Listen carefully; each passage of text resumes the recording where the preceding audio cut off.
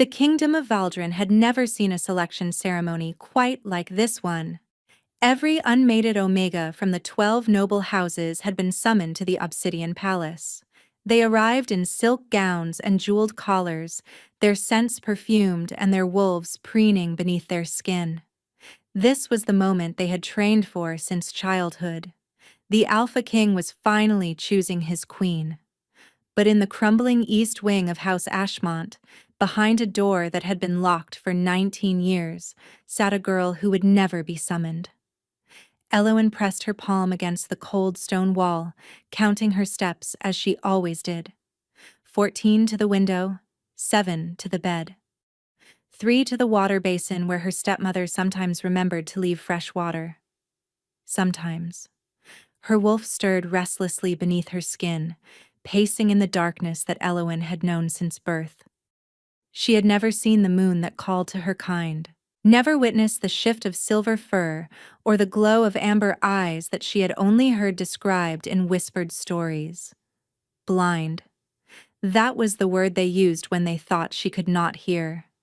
Blind and broken and cursed. Her stepmother, Lady Margot, had other words. Shame, burden, mistake. Elowen had learned to survive on those words, the way other Omegas survived on moonlight.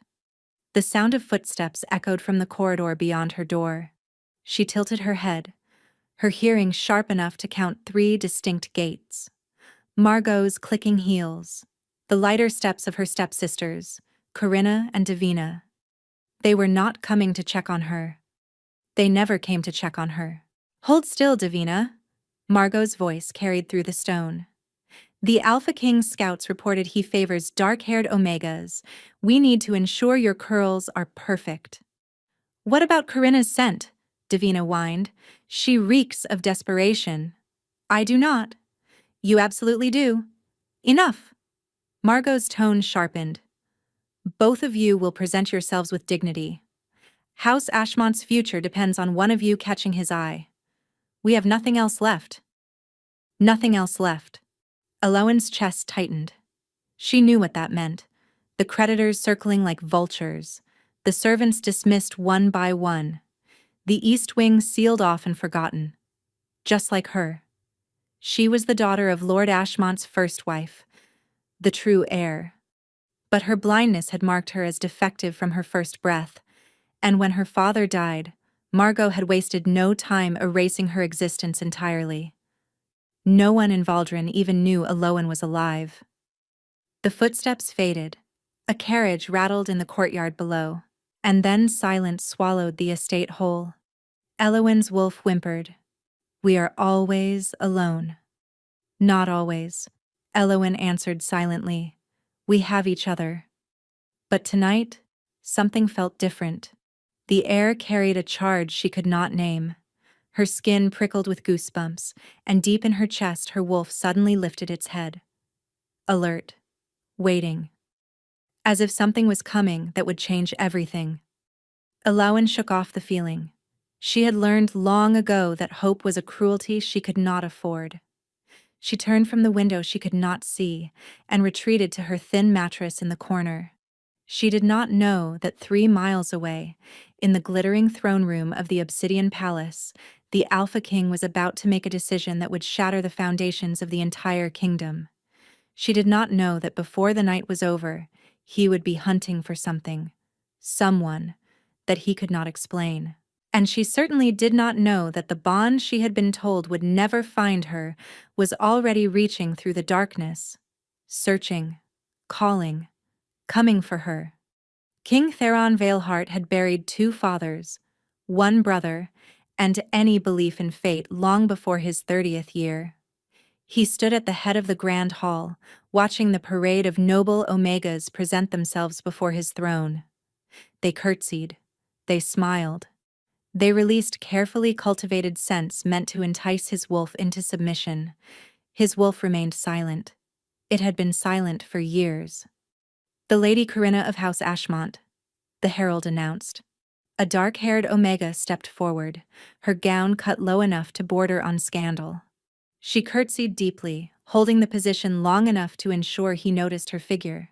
He noticed. He felt nothing. "Your Majesty," she breathed. "It would be the greatest honor of my life to serve as your queen."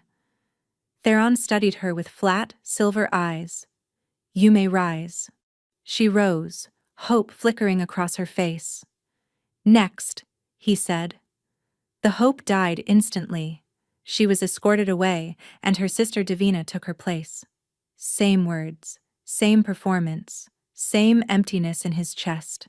Next, next, next. His advisor, Lord Brennan, leaned close to his ear. "Your Majesty, you have dismissed 47 Omegas this evening. The noble houses grow restless." "Then let them grow restless. The council demands an heir. The kingdom requires stability. You must choose." "I am aware of what I must do." Theron's jaw tightened. "But I will not bind myself to a stranger simply because tradition demands it. The mate bond is sacred. The mate bond is a fairy tale." Theron's voice cut like a blade. "My father had a mate bond. It did not stop my mother from dying in childbirth. It did not stop him from descending into madness. I will rule with logic, not legend." Brennan fell silent. The parade continued. Omega after Omega. Scent after scent. Nothing stirred within him. And then, Theron's wolf lunged against his ribs. He stiffened, every muscle locking tight. The reaction was so sudden, so violent, that his claws extended before he could stop them. "What is this?" His wolf snarled, straining toward something Theron could not see. Toward a direction that made no sense. Not toward the Omegas before him. Away from them. East. "Your Majesty?" Brennan's voice wavered. "Are you unwell?" Theron did not answer. His heart was pounding. His wolf was clawing at his insides, desperate and wild in a way it had never been. "Find her." The command roared through his blood. Find who? But his wolf offered no answer. Only urgency. Only need. Only a pull so powerful that Theron had to grip the arm of his throne to keep from launching himself out of the hall. Something was out there. Someone. And every instinct he had spent years suppressing was now screaming that if he did not find her, if he did not reach her, something vital would be lost forever. Theron rose from his throne. The room fell silent. "This ceremony is concluded," he announced. Gasps rippled through the crowd. "Your Majesty," Brennan sputtered. "You cannot simply—" "I said concluded." Theron's voice echoed with an alpha's command, and every wolf in the room bowed their heads in automatic submission. He strode from the dais without another word. He did not know where he was going. He only knew that he could not stop. Alawen woke to the sound of her own heartbeat. It was racing, thundering against her ribs as if she had been running for miles. Her wolf was on its feet, pacing frantically within her mind, whimpering with an emotion Alawen could not name. What is happening? Her wolf did not answer. Could not answer. It was too consumed by whatever force had gripped them both. Alawen pressed a hand to her chest, trying to steady her breathing. The air in her room felt thick, charged, electric. Something was wrong. Or perhaps, something was finally right. She shook her head, dismissing the thought. Nothing would ever be right for her. She had accepted that truth long ago. But her wolf would not settle. He is coming. The thought surfaced unbidden, and Alawen's breath caught. Who is coming? Ours. The word made no sense. Alawen had no one. She belonged to no pack, no family, no mate. She was a ghost, haunting the forgotten corners of a dying house. And yet her wolf repeated the word like a prayer. Ours. Ours. Ours. 3 floors below, the front doors of House Ashmont exploded inward. Alawen jerked upright, her sightless eyes wide. She heard screaming. Her stepsisters, she realized. And beneath that, a sound that made her blood turn to ice. Growling. Deep, resonant, and utterly inhuman. Heavy footsteps thundered through the manor. Not the footsteps of servants or creditors. These were the footsteps of a predator. "Where is she?" A voice roared through the halls. Male, commanding, vibrating with an authority that pressed against Eloan's very soul. She heard Margot's voice, high and thin with fear. "Your Majesty, I do not understand. There is no one—" "Do not lie to me." The growl intensified. "I can smell her. She is here." "Your Majesty." Eloan's heart stopped. The king, the Alpha King, was in her house, and he was looking for someone. "He is looking for us," her wolf whispered. "That is impossible. He is coming." The footsteps grew louder, closer, climbing stairs that no one had climbed in years. Eloan scrambled backward until her spine hit the wall. Her hands were shaking. Her entire body was trembling with a terror she did not fully understand. Because beneath the terror was something else. Something that felt like recognition. The footsteps stopped outside her door. A long silence stretched between heartbeats. And then a voice, low, rough, and fractured with something that sounded almost like reverence, spoke through the ancient wood. "I know you are in there." A pause. "I have been searching for you my entire life." The lock shattered. The door swung open. And Eloan, who had never seen anything in her 19 years of existence, somehow knew, with absolute certainty, that her life had just changed forever. Theron stood frozen in the doorway. He had prepared himself for many things. A prisoner, a hidden rival, perhaps even a trap laid by enemies who sought to exploit the sudden madness of his wolf. He had not prepared himself for her. She was small, fragile in a way that made his chest ache. Her hair fell in tangled waves of pale silver, unwashed and unkempt. Her dress was little more than rags, thin enough that he could see the sharp angles of her bones beneath. She had been starved, neglected, locked away like something shameful. But it was her eyes that undid him. They were beautiful, luminous, the color of morning frost on winter roses. And they saw nothing at all. Blind. His wolf did not care.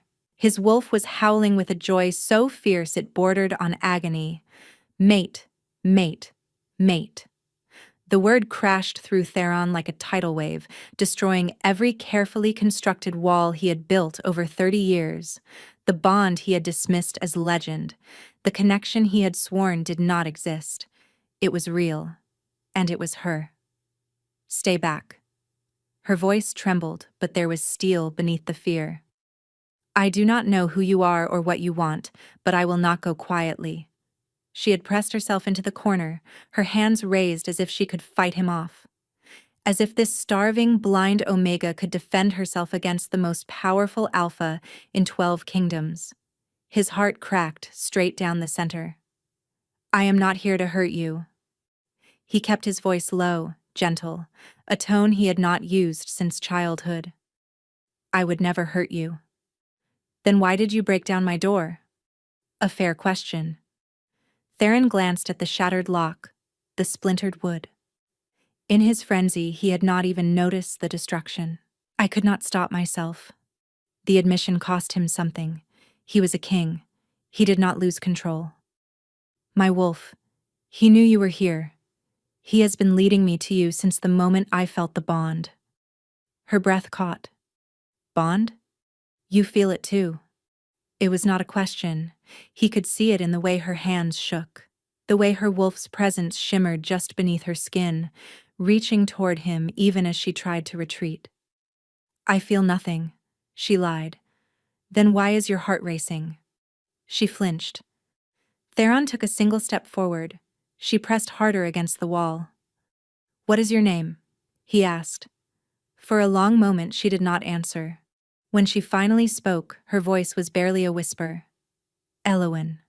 Eloan Ashmont." Ashmont. The name struck him like a physical blow. He had just dismissed 2 Ashmont daughters at the ceremony. They had presented themselves as the only heirs of their house. They had hidden her. Her own family had hidden her away like a dirty secret, while they paraded themselves before his throne. The growl that rumbled from his chest made the walls vibrate. "Your Majesty?" A timid voice came from behind him. Theron turned to find Lady Margot hovering in the corridor, her face pale with terror. "I can explain. You will explain nothing." His voice had dropped to a register that promised violence. "You will remain exactly where you are until I decide what to do with you." He turned back to Elowin, his mate, his starving, frightened, hidden mate. "You are coming with me?" he said. Her chin lifted with defiance that had no right to exist after 19 years of captivity. "And if I refuse?" Elowin had never been brave.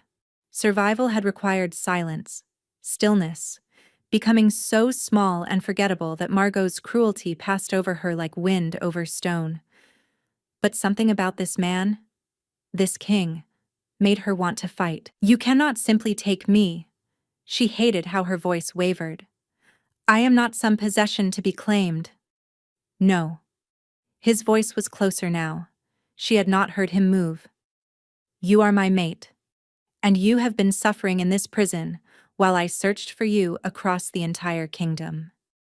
"You did not search for me. You did not even know I existed." "My wolf knew." The words carried a weight that pressed against her skin. "I believe myself incapable of connection. I dismiss the bond as a children's tale." He paused, and when he spoke again, his voice had roughened. "I was wrong." Elowin's wolf keened with longing. It wanted to go to him, wanted to bury itself in his warmth and never emerge. 19 years of isolation had left them both desperate for connection. But desperation had led her stepmother to lock her away. Desperation had made her father ignore her existence until his death. Desperation was not to be trusted. "I do not know you," she said carefully. "You do not know me. A bond is not enough to build a life upon." "Then let me know you." He said it simply, as if it were the most obvious thing in the world. "Come to the palace. Let me provide what your family has denied you. Food, safety, warmth. Give me the chance to prove that I am worthy of you." "Worthy of me?" A broken laugh escaped her throat. "I am blind. I am nothing. Your council will never accept. My council will accept what I tell them to accept. The noble houses mean nothing to me. Your kingdom needs an heir, a queen who can... I need you." The 3 words silenced her completely. No one had ever needed her, not once in 19 years. She had been a burden, an embarrassment, a problem to be hidden. The concept that anyone, let alone a king, could need her was so foreign that her mind could not process it. "You are lying," she whispered. "I have never lied in my life." His hand touched hers, just barely, just the brush of his fingers against her knuckles, and electricity shot through her entire body. Her wolf surged toward the contact. "Mate. Safe. Home." "I am terrified," she admitted. "So am I." That surprised her. She tilted her head, wishing desperately that she could see his face. "The Alpha King is afraid?" The Alpha King just discovered that his fated mate has been starved and imprisoned 3 miles from his palace for nearly 2 decades. His voice hardened with barely contained rage. "The Alpha King is afraid of what he will do to the people responsible if he does not remove you from this house immediately." Behind them, she heard Margot whimper. "Good." The thought was uncharitable, but Elowin could not bring herself to regret it. "If I come with you," she said slowly, "I want your word that I will not be a prisoner in a different cage. You will be free to leave whenever you wish. And if your council demands you reject me, then I will dissolve the council." He said it so matter-of-factly that Elowin almost believed him. Almost. "Very well." She released a breath she had been holding for 19 years. "I will come with you." His relief was palpable, a warmth that radiated from him and wrapped around her like an embrace. "Thank you," he said. And then he lifted her into his arms as if she weighed nothing at all. The obsidian palace earned its name. Alawan could not see its towering spires or its walls of volcanic glass, but she felt its presence the moment the carriage passed through the gates. The air changed, became heavier, saturated with the scents of 100 noble wolves and the weight of centuries of power. She had never felt so small in her life. "The servants have prepared the Queen's suite," Lord Brennan announced as they entered the main hall. His voice carried poorly concealed disapproval. "Though, I must note, Your Majesty, that this is highly irregular. The selection ceremony was not concluded. The noble houses will demand—" "The noble houses hid my mate in a locked room and left her to rot."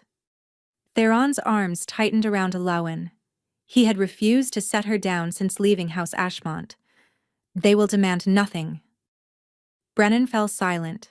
Alawan heard the whispers begin almost immediately. Dozens of voices too low to distinguish, but the tone was unmistakable.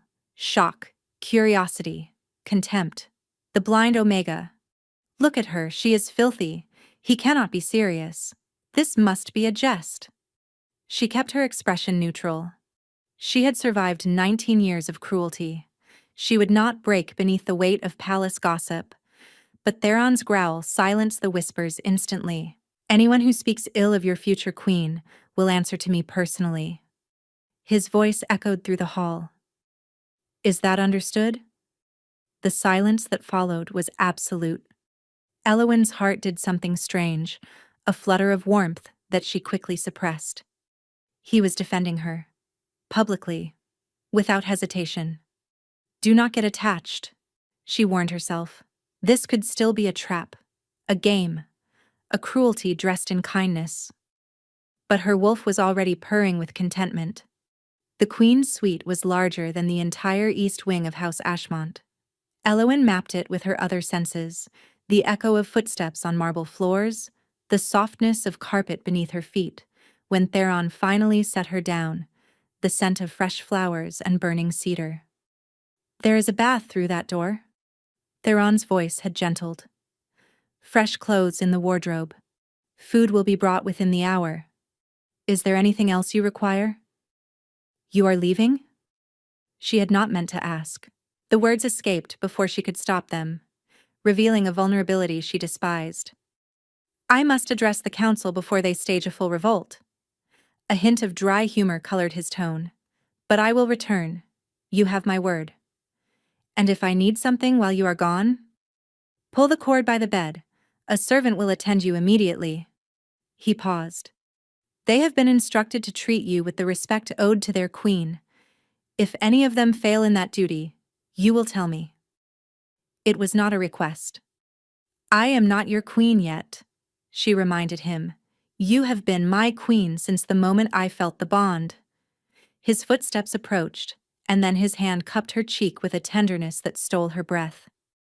"I have waited 30 years for you, Alawan. I will wait as long as you need.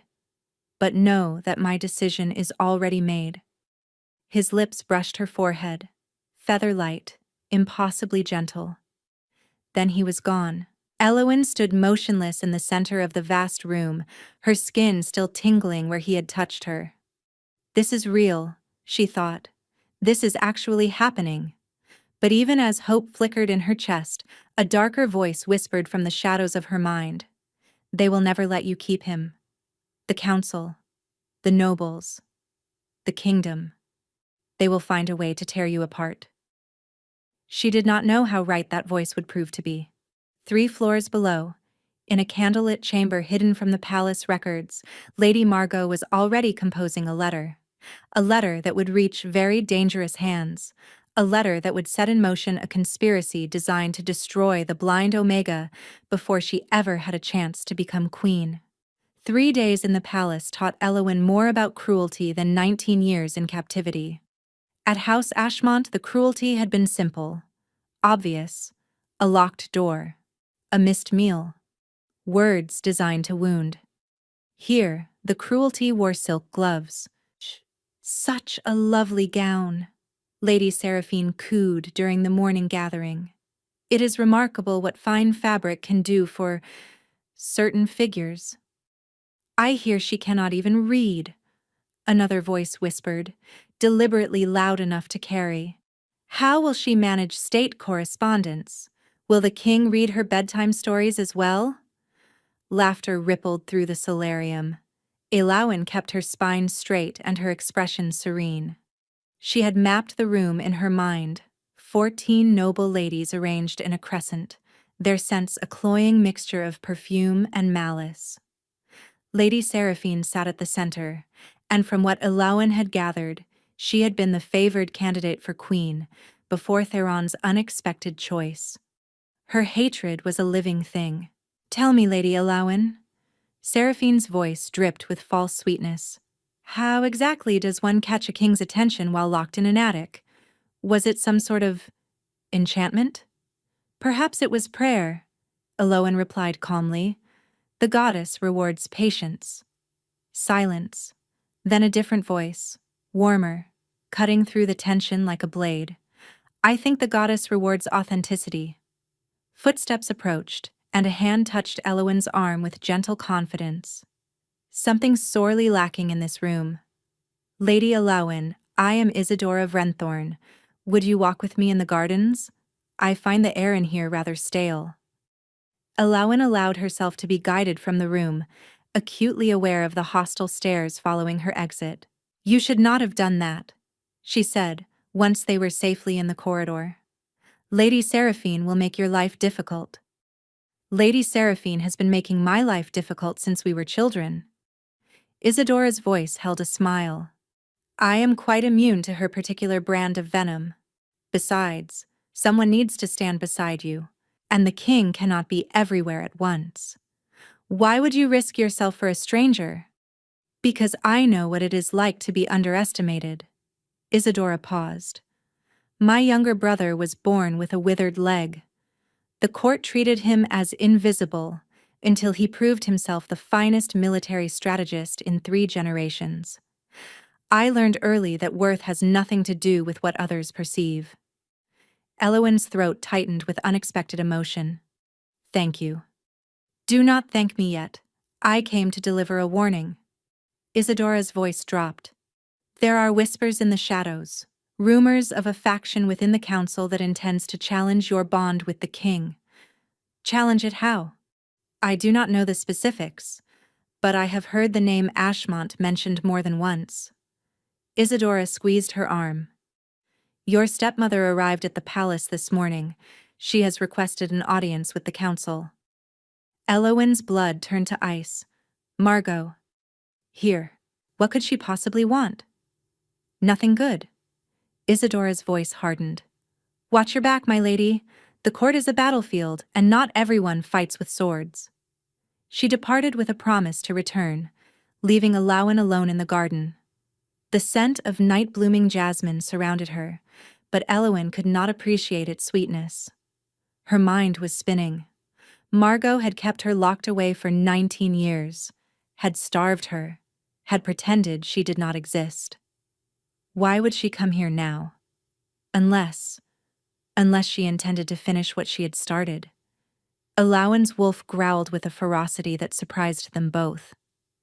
Let her try. For the first time in her life, Alowin had something worth fighting for. She only hoped she would survive long enough to keep it. The council chamber smelled of old wood and older grudges. Theron sat at the head of the obsidian table, his patience eroding with every word that left Lord Brennan's mouth. "The noble houses are in agreement, Your Majesty. A blind Omega cannot fulfill the duties of a queen. The bond, while sacred, does not supersede the needs of the kingdom." "The needs of the kingdom." Theron's voice was dangerously soft. "Tell me, Brennan, what needs are those exactly?" "An heir, for one. A queen must be able to—" "Choose your next words very carefully." The warning hung in the air like the edge of a blade. Brennan swallowed. "I mean no disrespect to the lady, but there are concerns about the viability of offspring, about her ability to navigate diplomatic functions, about the message it sends to our allies and enemies alike. The message it sends. Theron rose from his chair, and every council member shrank back. Let me tell you what message I intend to send. The Alpha King found his fated mate, a woman of noble blood who was imprisoned and starved by her own family. Rather than abandoning her to the judgment of small-minded fools, he claimed her, protected her, made her his queen, despite the whispers of cowards who care more about appearances than honor. He planted his hands on the table and leaned forward. That is the message. Does anyone have objections? Silence. Then a new voice spoke from the doorway. I have an objection, Your Majesty. Theron turned. Lady Margot stood at the entrance, flanked by 2 council guards. Her face was a mask of humble concern, but her eyes glittered with something far more dangerous. Lady Ashmont? Theron's wolf snarled beneath his skin. You were not summoned to this chamber. Forgive my intrusion, but I could not remain silent. She stepped forward, producing a rolled parchment from her sleeve. I come bearing evidence that the woman claiming to be your mate is not who she appears to be. The council stirred. Explain yourself, Brennan demanded. Margot's smile was a serpent's smile. The girl you call Elowen is not the daughter of Lord Ashmont. She is a foundling, a base-born child my late husband took in out of misguided charity. She has no noble blood, no claim to any title. Lies. Theron knew they were lies. He could smell the deception rotting beneath Margot's perfume, but the council did not have his senses. If this is true, Lord Brennan said slowly, then the bond is irrelevant. A king cannot mate with a commoner. It is forbidden by laws older than this palace. The laws exist to protect the bloodlines, another council member added, to ensure the strength of the royal line. She is lying. Theron's voice cut through the murmurs. Elowen carries the Ashmont scent. She is his true-born daughter. Scent can be manufactured, Margot countered smoothly. I have documentation, witnesses. The midwife who delivered the foundling is prepared to testify. The council erupted into chaos. Theron stood motionless, his mind racing. Margot had come prepared. She had built her case carefully, brick by poisonous brick. And if the council believed her, if they ruled against the bond, he would lose Elowen. The law would demand she be cast out, exiled, stripped of any protection he could offer. No. His wolf roared with a fury that shook his very soul. We will not lose her. This council is adjourned. Theron's voice resonated with an Alpha's command. Until the truth of this matter is established, no decisions will be made. He strode from the chamber without waiting for a response. He had to reach Elowen before Margot's allies did. Elowen knew something was wrong the moment her door opened. The footsteps were wrong, too heavy, too numerous. And beneath the scent of palace soap she detected something acrid, fear, not her own. Lady Elowen. The voice belonged to a servant she did not recognize. You must come with us. The king has requested your presence. Lie. Her wolf sensed it instantly, the deception coiled beneath the polite words. The king would come himself, she said carefully. He always does. A pause. Then the pretense dropped. Grab her. Hands seized her arms, rough, brutal, nothing like Theron's gentle touch. Elowen screamed, but a cloth was pressed over her mouth, muffling the sound. She fought, bit, clawed. It was not enough. They dragged her through corridors she could not map, down stairs that spiraled into cold and damp. The palace above had smelled of cedar and flowers. This place smelled of mold and forgotten things. A dungeon. They had taken her to a dungeon. Leave us. Margot's voice cut through the darkness, and Elowen's blood curdled. The hands released her. A door clanged shut. And then it was just the two of them, the blind Omega and the woman who had tormented her for 19 years. Did you really think you could escape me? Margot's heels clicked against a stone as she circled. Did you think a pretty king and a mystical bond would protect you from what you truly are? What I truly am is your stepdaughter. Elowyn forced strength into her voice. The legitimate heir of House Ashmont. No amount of forged documents will change that. A sharp crack. Margot's palm against her cheek. Elowyn's head snapped to the side, pain blooming across her face. You are nothing. Margot's voice trembled with hatred. A defective whelp that should have been drowned at birth. I begged your father to dispose of you, but he was weak. Sentimental.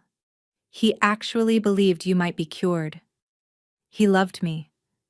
He pitied you. There is a difference. Another slap, harder this time. But his pity is no longer a problem, and soon, neither will you be. Elowyn tasted blood. Theron will find me. Theron will find a corpse. Margot's smile was audible. A tragic accident. The blind Omega wandered where she should not have. Fell into the old catacombs. Such a shame. The king will grieve, of course. But eventually he will choose a proper queen. My Corinna, perhaps. Or Davina. Someone worthy of the crown. He will know it was you. He will suspect. But suspicion is not proof. Margot's hand gripped Elowyn's chin, forcing her face upward. And by the time anyone thinks to look for you, it will be far too late. Footsteps retreated. The door groaned open. Goodbye, stepdaughter. I would say it has been a pleasure. But we both know that would be a lie. The door slammed shut. Darkness swallowed Elowyn whole. She had lived her entire life in darkness. It should not have frightened her. But this was different. This darkness had weight. Had teeth. Had the promise of death lurking in its depths. Theron. She reached for the bond, that fragile thread connecting her soul to his. Please. Find me. Far above in the chaos of the palace, a king felt something shatter in his chest. His mate was in danger. And nothing, not councils, not laws, not the entire kingdom, would stop him from reaching her. Theron had never known true fear until this moment. He stood in the center of Elowyn's chambers, surrounded by overturned furniture and the lingering scent of strangers. A struggle. She had fought them.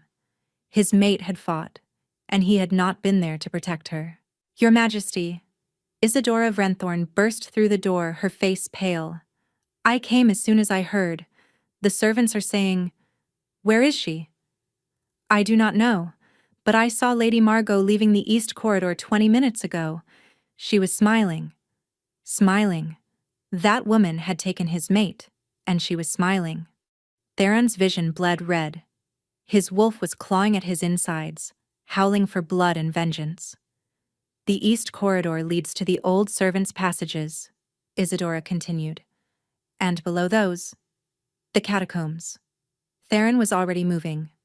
Seal every exit from the palace. No one leaves without my personal authorization.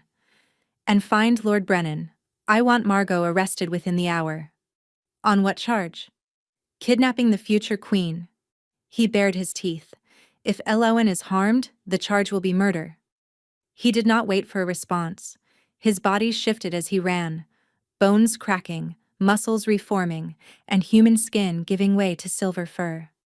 The wolf took over, and the wolf had only one purpose: find her, save her, kill anyone who stood in the way. The scent trail was faint but present. Elowyn's fragrance, moonflowers, and something uniquely her, mixed with the stench of the men who had taken her. Theron followed it through winding corridors, past startled servants, downstairs that had not seen use in decades. The air grew cold, damp, ancient. The catacombs. These tunnels predated the palace itself. Miles of twisting passages carved into the bedrock, filled with the bones of kings long dead. A perfect place to hide a body.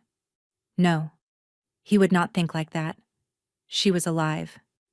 He could feel her through the bond, terrified, hurt, but alive. Hold on, little one, I am coming. The wolf ran faster. The tunnels branched and split, a labyrinth designed to confuse intruders. But Theron did not need to see the path. He followed the bond like a compass needle pointing north. Closer, closer. There. A heavy iron door, rusted with age but recently oiled. Someone had prepared this place. Theron shifted back to human form, his naked body steaming in the cold air. He gripped the door's handle and pulled. The metal screamed in protest, but gave way. And there she was. Alawen sat huddled in the corner of a tiny cell, her arms wrapped around her knees. Her cheek was swollen. Blood dripped from her split lip. But when she lifted her head, when she sensed his presence, Theron? Her voice broke on his name. He crossed the cell in 2 strides and gathered her into his arms, pressing her against his chest as if he could absorb her into himself and keep her safe forever. I have you.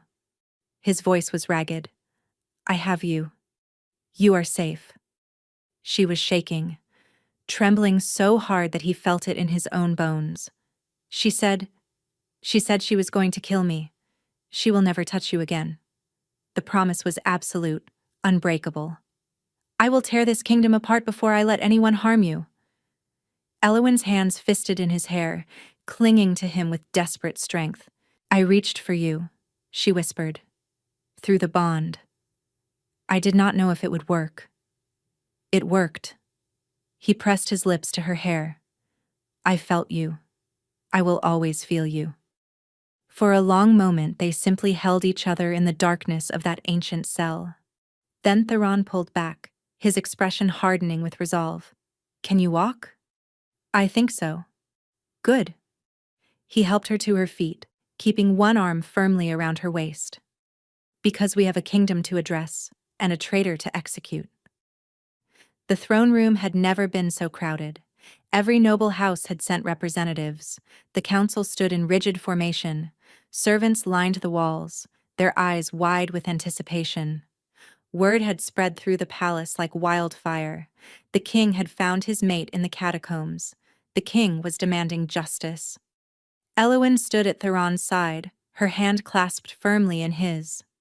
Someone had found her a fresh gown, deep blue velvet that made her silver hair gleam like starlight. The bruise on her cheek had been treated but not hidden. Theron had insisted. Let them see what was done to her. Let them understand exactly what kind of monster they had harbored in their midst. Margot knelt at the center of the room, her wrists bound in iron chains. Gone was the smug confidence, the serpent's smile. She looked exactly like what she was, a woman who had gambled everything and lost. Lady Margot Ashmont. Theron's voice echoed through the chamber. You stand accused of imprisoning a noble daughter for 19 years, of starving her, of attempting to murder her, of presenting false documents to this council in an effort to delegitimize her bond with your king. He paused, letting the words settle. How do you plead? Margot lifted her chin, defiance flickering in her eyes. I plead mercy, Your Majesty. Everything I did was for the good of my house. The girl is defective, blind and useless. I was protecting the Ashmont legacy from... You were protecting your ambition. Theron cut her off. You wanted your daughters on this throne. You were willing to murder an innocent woman to achieve it. She is not innocent. She is a curse, a blight upon... Enough. The word resonated with an alpha's command, and Margot's voice died in her throat. Theron turned to address the room. Let it be known that Lady Alawen Ashmont is the true-born daughter of Lord Aldrich Ashmont and his first wife, Lady Celestine. I have obtained testimony from the temple archives, birth records, blessing documents, witnesses who attended her naming ceremony. Every claim Lady Margot made was a fabrication. Murmurs rippled through the crowd. Furthermore, Theron continued, let it be known that Lady Alawen is my fated mate. The bond is true, unbreakable, recognized by the goddess herself. He raised their joined hands, and Elowen felt the weight of 1,000 stares. Anyone who threatens her threatens me. Anyone who harms her harms the crown. Is that understood?" The response was immediate, a wave of bowed heads and murmured assent. All except one. "You will regret this." Margot's voice was a venomous hiss. "She will bring nothing but ruin. The blind leading the blind. The sentence for attempted murder of a royal mate is death." Theron's tone held no emotion. "But I will offer you a choice: execution at dawn, or exile to the northern wastes, where you will spend the remainder of your days in isolation." Margot's face contorted with rage. "You cannot choose." A long silence. Then, finally, the fight drained from her shoulders. "Exile. So be it." Theron gestured to the guards. "Remove her, and ensure her daughters understand that any attempt to contact their mother or continue her schemes will result in their immediate execution." Margot was dragged from the room, her screams echoing through the halls. When the doors closed behind her, Theron turned to Elowen. "It is done," he said softly. Elowen's eyes burned with tears she refused to shed. 19 years of suffering, 19 years of darkness and hunger and cruelty. And now it was over. "Thank you," she whispered. "Do not thank me." He cupped her face in his hands, his thumbs brushing her cheeks. "I should have found you sooner. I should have known. You did not know I existed. No one did. My soul has been reaching for yours since before I knew you existed." His forehead pressed against hers. "I am only sorry it took so long." Around them, the court watched in stunned silence.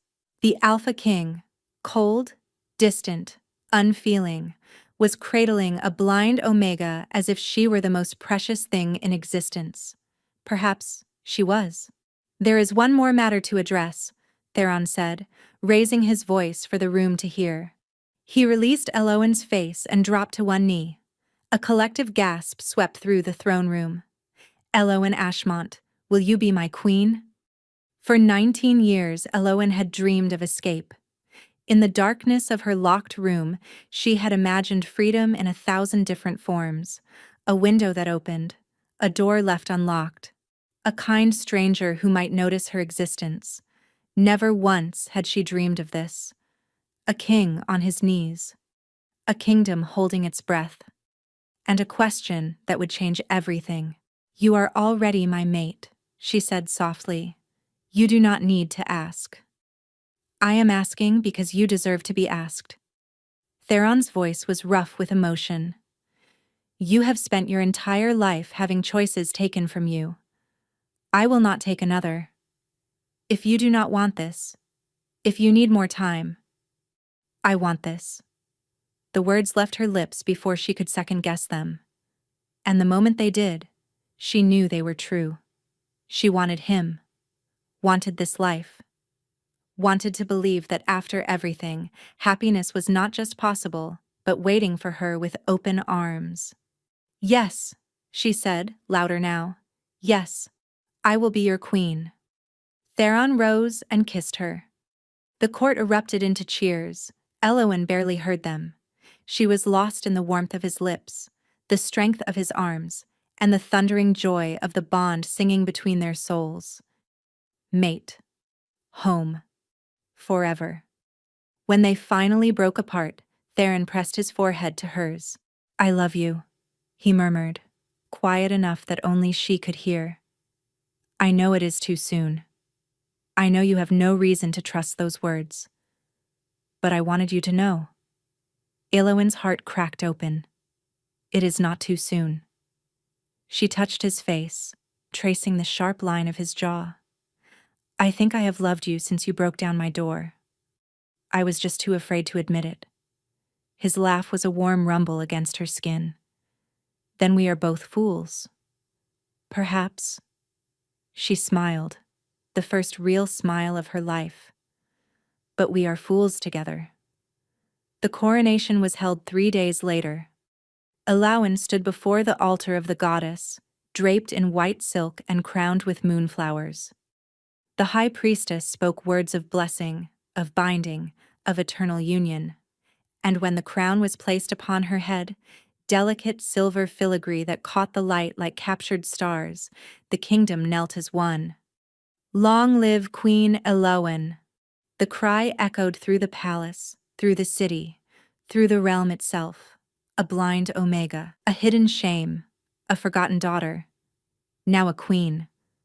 But as the celebrations began and the wine flowed freely, Elowen felt a whisper of unease brush against her mind. It came from the bond, not from Theron, but from somewhere deeper, somewhere older. A warning.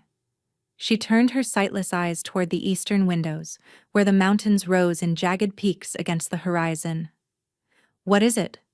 Theron appeared at her side, instantly alert. What do you sense? I do not know. Her wolf paced restlessly. Something is coming. Something. She trailed off, unable to find the words. Theron followed her gaze toward the mountains. The Eastern Territories, he said slowly. They did not send representatives to the coronation. I thought it was mere discourtesy, but what? His jaw tightened. There are rumors of a gathering army, of an alpha who calls himself the true king. He pulled her closer. I did not want to burden you with politics on our wedding day. If it threatens our kingdom, it threatens us both. Elowen straightened her spine. Tell me everything. Theron studied her for a long moment. Then he smiled, fierce and proud and full of love. As you wish, my queen. Together, they turned to face the horizon. The celebration continued behind them, bright with joy and promise. But in the east, beyond the mountains, something ancient was stirring, and it was hungry.